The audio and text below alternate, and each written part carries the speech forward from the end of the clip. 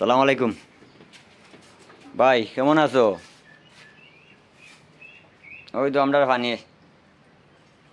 পানির কোনো অভাব নাই, ঘরে ধরে পানি একবারে আছে। ওই তো পানি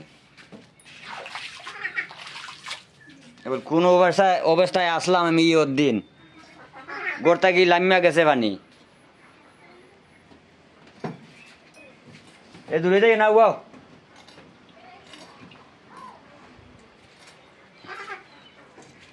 অনুবা তোমরা রে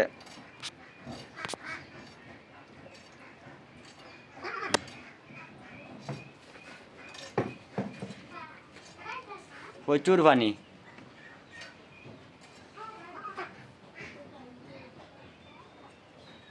এখানে কাঠর নৌকা আরো জনে লই আইছেই ন।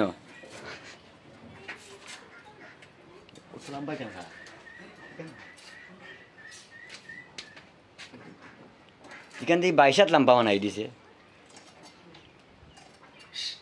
ও দৌকা আমরা বুটোর ছবি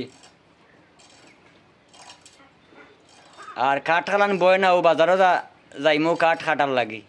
কাঠ যে সাইটে দিকে সাইফা বয় না।